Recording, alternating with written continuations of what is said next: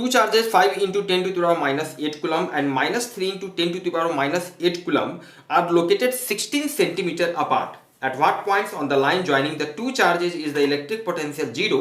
Take the potential at infinity to be 0. Student, इस question में आपको बताया जा रहा है कि दो पॉइंट चार्ज आपको दिए हुए हैं, दोनों के बीच का सेपरेशन 16 सेंटीमीटर है।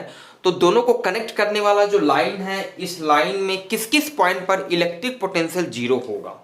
ऑब्वियसली इलेक्ट्रिक पोटेंशियल कुछ पॉइंट्स पर 0 होंगे, क्योंकि पॉजिटिव चार्ज के चलते पोटेंशियल पॉजिटिव होता है और नेगेटिव चार्ज के चलते पोटेंशियल नेगेटिव होता है। तो कुछ ऐसे पॉइंट होंगे जहां पर दोनों का नेट मैग्नीट्यूड वैल्यू बराबर हो जाएगा, एक के चलते पॉजिटिव, एक के चलते नेगेटिव, दोनों मिलकर 0 हो जाएंगे। तो उन्हीं पॉइंट्स को हमें चूज करना है। सेकंड थिंग स्टूडेंट, यहां पर आपको पता होना चाहिए कि पॉजिटिव चार्ज, अगर कोई पॉइंट चार्ज Q है तो उसके चलते r डिस्टेंस पर जो इलेक्ट्रिक पोटेंशियल होता है, जिसको हम लोग नॉर्मली V से रिप्रेजेंट करते हैं, दिस इज KQ/R होता है। KQ/R होता है। पॉजिटिव चार्ज रहेगा तो पॉजिटिव वैल्यू होगा, नेगेटिव चार्ज के चलते इलेक्ट्रिक पोटेंशियल नेगेटिव होता है। ये आपको पता होना चाहिए। स्टूडेंट, यहाँ पर 3 पॉसिबिलिटी है।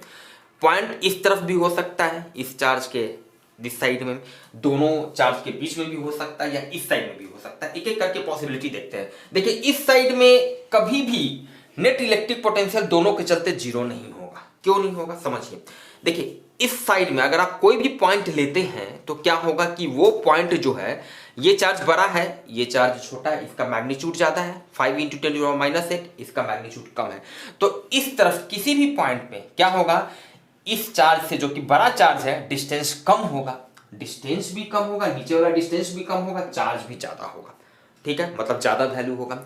और इस चार्ज के लिए क्या होगा, डिस्टेंस भी ज्यादा होगा, डिस्टेंस भी यहां से ज्यादा होगा, और चार्ज का भी वैल्यू कम है इसके लिए, मतलब इसके चलते पोटेंशियल कम होगा। मतलब दोनों के चलते बराबर कभी हो ही नहीं सकता है। मैग्नीट्यूड जब कभी बराबर नहीं होगा, पॉजिटिव नेगेटिव तो होगा, एक पॉजिटिव के चलते पॉजिटिव, नेगेटिव के चलते नेगेटिव, लेकिन मैग्नीट्यूड कभी बराबर नहीं होगा भाई। तो कभी दोनों मिलकर 0 हो ही नहीं सकता है।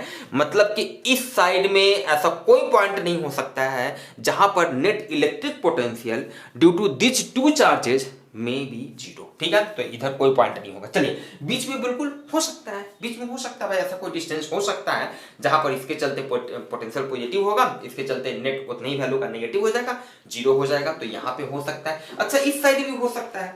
सेम आर्गुमेंट आप समझ सकते हैं भाई। इस साइड में क्या है, चार्ज इधर वाला, तो ये चार्ज कम था, तो अब इधर कर दिए तो डिस्टेंस कम हो गया। अब इसके लिए चार्ज भाई कम था तो डिस्टेंस भी कम हो गया, तो इसके चलते कुछ वैल्यू ज्यादा हो जाएगा। और यहां से क्या है कि चार्ज तो ज्यादा है, लेकिन डिस्टेंस भी हम बढ़ा दिए, वैल्यू कुछ कम। मतलब इधर भी पॉसिबिलिटी बनता है कि दोनों के चलते वैल्यू सेम आ जाएगा, एक के चलते पॉजिटिव, एक के चलते नेगेटिव, और नेट दोनों मिलकर 0 हो जाएंगे। तो इधर भी पॉसिबिलिटी बनता है। चलिए, ठीक है, तो एक एक करके हम लोग कंसीडर करते हैं। मान लेते हैं केस 1 में when point is in the middle between two charges। Middle कहने का मतलब एग्जैक्ट नॉट मिडिल, वही हम लोगों को खोजना है। तो मान लेते हैं ये जो केस है, पहला वाला केस, ये मान लेते हैं एक पॉइंट P1 मान लेते हैं।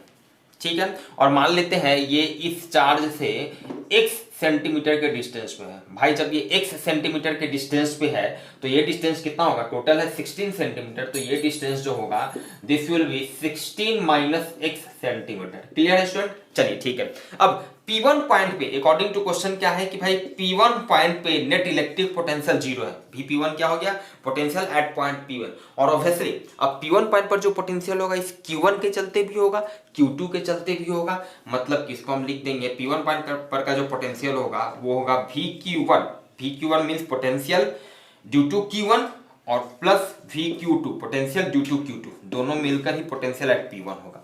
क्लियर है? चलिए, ठीक है। Q1 चार्ज जिसका मैग्नीट्यूड वैल्यू आप देख रहे हैं इतना होगा, इसके चलते पोटेंशियल कितना हो जाएगा, KQ/R फॉर्मूला होता है जहां पे K होता है 1/4 पाई एप्सिलॉन नॉट, 9 × 10⁹, आप समझ रहे हैं? ठीक है, तो ये हो जाएगा आपका K, डायरेक्ट वैल्यू पुट करते हैं 5 × 10⁻⁸, 5 × 10⁻⁸ डिवाइडेड बाई R कितना है, X। चलिए, प्लस Q2 के चलते कितना होगा K इंटू, ध्यान दीजिएगा नेगेटिव चार्ज है तो नेगेटिव चार्ज के चलते आपको नेगेटिव माइनस वैल्यू पुट करना है, तो माइनस, तो ऐसा करें डायरेक्ट इसको माइनस कर दें, K इंटू -3 इंटू इतना लिखेंगे, K into -3 plus minus minus हो जाएगा तो डायरेक्ट हम यहाँ पे माइनस लगा देते हैं, क्लियर है। और ये हो जाएगा K into KQ/R 3 into 10⁻⁻8 divided by, इस चार्ज से डिस्टेंस कितना है 16 माइनस x, दोनों मिलकर 0 हो रहा है, क्लियर है। यहाँ पे कुछ चीज को हम लोग कॉमन निकाल सकते हैं, K इंटू 10⁻⁸ दोनों में है, चलिए इसको हटाते हैं तो यहाँ से ये हो जाएगा 5/x, ठीक है, ये माइनस वाले को उधर ले आते हैं तो आप समझ रहे हैं इधर आपका बच जाएगा 3/16 माइनस x, ये cross multiplication 5 into 16 minus x equals to 3x, this is 8x equals to 80 और इसलिए x का वैल्यू हो गया 10 सेंटीमीटर, ये आपका पहला आंसर हो गया स्टूडेंट, आप समझ सकते हैं। मतलब एक जो पॉइंट होगा दोनों चार्ज के बीच और इस पॉजिटिव चार्ज से 10 सेंटीमीटर की दूरी पे, इस पॉइंट पर आपका पोटेंशियल क्या हो जाएगा 0 हो जाएगा दोनों चार्ज के चलते, ठीक है स्टूडेंट। चलिए केस 2 देखते हैं स्टूडेंट। दूसरा केस क्या हो सकता है स्टूडेंट, दूसरा केस हो सकता है जब पॉइंट जो है इस चार्ज की इस तरफ लाई करे, तो मान लेते हैं दूसरा केस है P2, ये पॉइंट एक मान लेते हैं P2 और ये पॉइंट हम मान लेते हैं ये जो Q2 चार्ज है इससे मान लेते हैं, चलिए R मान लेते हैं, R ही मान लेते हैं, R डिस्टेंस पे, तो अभी हम लोगों को R का वैल्यू निकालना है। जब ये R होगा तो आप ये समझ सकते हैं कि यहां से जो डिस्टेंस हो जाएगा ये हो जाएगा 16 प्लस R, चूंकि ये टोटल 16 सेंटीमीटर, तो ये हो जाएगा टोटल 16 प्लस R, केस 2, ठीक है ना। Late at point